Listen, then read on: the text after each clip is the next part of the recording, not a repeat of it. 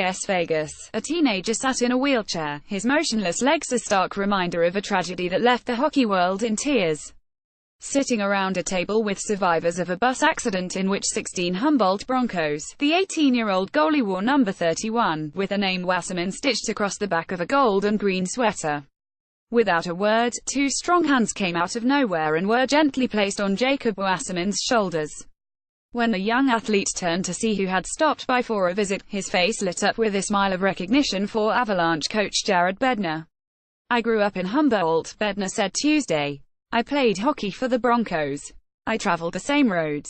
I remember how much those games meant to me. When something like this happens, when young men go through a tragedy that should never happen to anybody, you reach out and help, let them know you care, any way you can. The NHL's biggest names are all here in Vegas, baby."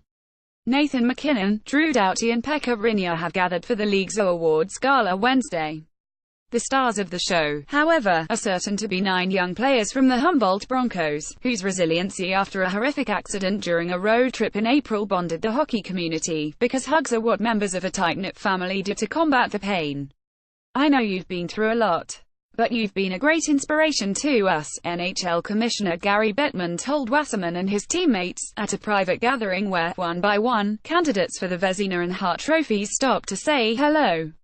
While a media horde waited in a huge nearby ballroom to interview the NHL award nominees, Bednar lingered in the tiny room with the Broncos, because first and foremost the Avalanche's Coach of the Year candidate is a son of Humboldt. Bednar grew up on the Saskatchewan prairie, the son of a Royal Canadian Mounted Police officer and a kid with big hockey dreams. One of his best friends was Kirby Wasserman, owner of a heavy slap-shotting the son of a farmer.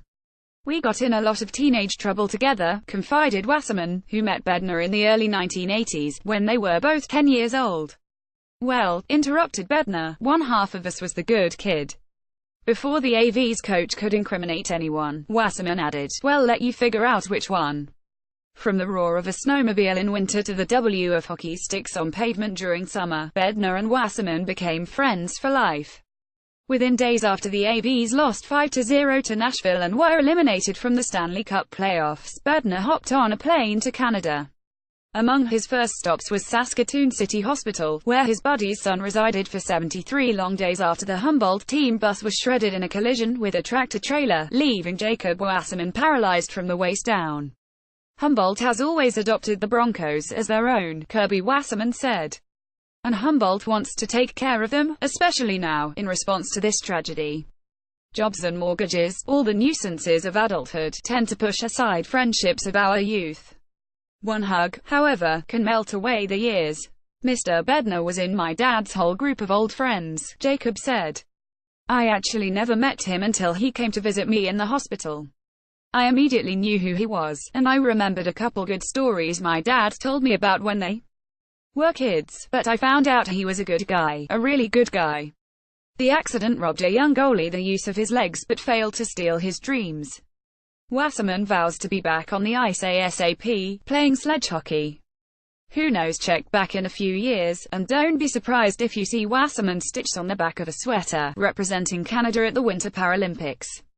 But for now, after being in the hospital for so long, he admitted, adjustment back into normal life is hard. While one of their favorite sons was gone in a Saskatoon hospital, Humboldt waited, quietly preparing for the adolescent goalie's return. "Love need not be loud to be strong. We've seen businesses in town put in wheelchair-accessible ramps that weren't there 3 months ago," Kirby Wasserman said.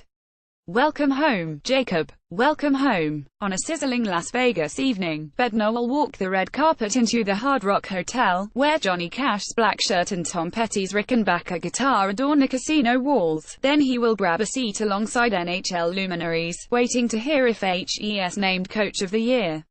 But his heart will be 1,540 miles away, back in Humboldt, population 5,869, where the coolest dream a young Bednar ever imagined was skating for his local heroes, the Broncos.